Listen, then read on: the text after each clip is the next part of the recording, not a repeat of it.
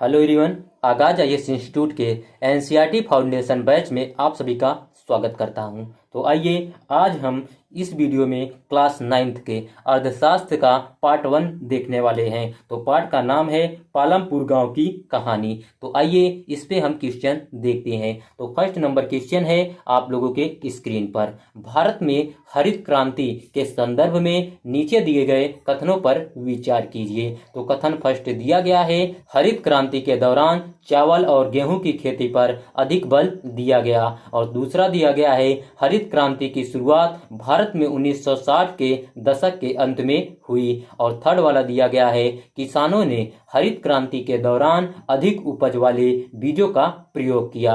उपर्युक्त कथनों में से कौन सा कथन सत्य है? तो देखिए हमारा डी वाला ऑप्शन सही हो जाएगा। उपर्युक्त सभी कथन सही है। तो व्याख्या के रूप में दिया गया है, 1960 दशक के अंत में हरित क्रांति ने भारतीय किसानों को अधिक उपज वाले बीजों के द्वारा गेहूं और चावल की खेती के तरीके सिखाए। इस कारण हरित क्रांति का प्रभाव मुख्य रूप से गेहूं एवं धान की खेती पर ही दिखाई पड़ता है।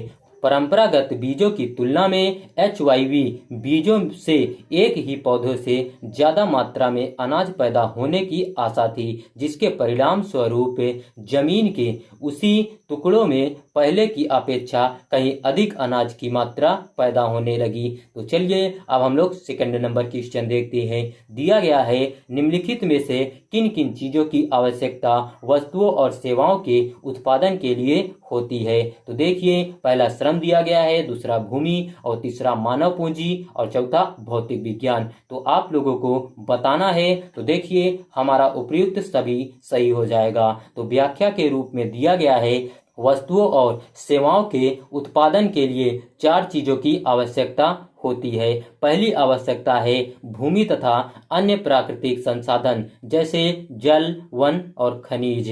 और दूसरी आवश्यकता है श्रम, अर्थात जो लोग काम करेंगे। कुछ उत्पादन क्रियाओं में जरूरी कार्यों को करने के लिए बहुत ज्यादा पढ़े लिखे कर्मियों की जरूरत होती है, जबकि दूसरी क्रियाओं के लिए शारीरिक कार्य करने वाले श्रमिकों की जरूरत होती है।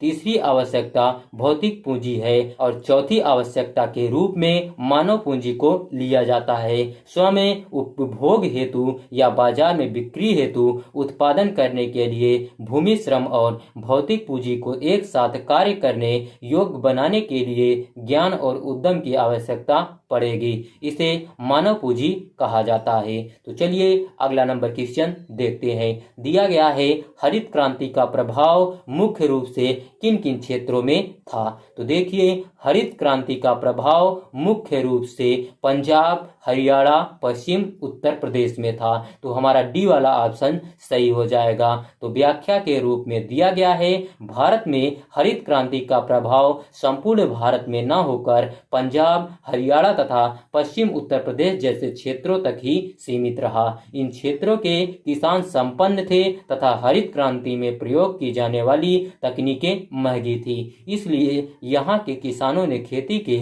आधुनिक तरीकों का सबसे पहले प्रयोग किया। किसानों ने ट्रैक्टर और फसल लगाने के लिए मशीनें खरीदी, जिसने काम को तेज कर दिया। इससे उन्हें गेहूं की ज्यादा पैदावार प्राप्त हुई। तो चलिए अगला नंबर क्वेश्चन आप लोगों के स्क्रीन पर दिया गया है, निम्नलिखित कथनों में से कौन सा कथन असत्य है? इसमें पूछा है कौन सा कथन असत्य है। तो पहला कथन दिया गया है, भौतिक पूंजी के अंतर्गत नगद मुद्रा तथा कच्चा माल इत्यादि मंदों को अस्थायी पूंजी कहा जाता है।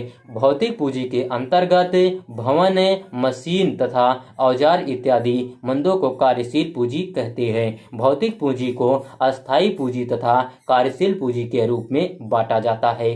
तो देखिए हमारा थर्ड वाला ऑप्शन जो है वो असत्य है, बाकी फर्स्ट और सेकेंड सत्य है। तो हमारा ए वाला ऑप्शन सही हो जाएगा। तो व्याख्या के रूप में दिया गया है, भौतिक पूंजी आवश्यकता के लिए एक आवश्यक कारक है। भौतिक पूंजी के अंतर्गत औजार, मशीनें, भवन, कच्चा माल तथा नगद मुद्रा मध्य आती है और मशीनों और भवनों का उत्पादन में कई वर्षों तक प्रयोग होता है, इसलिए उन्हें अस्थायी पूंजी कहा जाता है। कच्चा माल तथा नगद मुद्रा को कार्यशील पूंजी कहते हैं। तो चलिए आज का वीडियो यहीं पर समाप्त होता है। तो देखिए, अगर आप लोगों को इसका पीडीएफ चाहिए तो इसका पीडीएफ हम आप लोगों को टेलीग्राम चैनल पर दे देंगे। टेलीग्राम चैनल का नाम है आगाज आईएएस इंस्टीट्यूट और टेलीग्राम चैनल का लिंक हम इस वीडियो के डिस्क्रिप्शन में भी दे देंगे। आप यहां से भी जाकर टेलीग्राम चैनल को ज्वाइन कर सकते हैं और पीडीएफ डाउनलोड कर सकते हैं। धन्यवाद।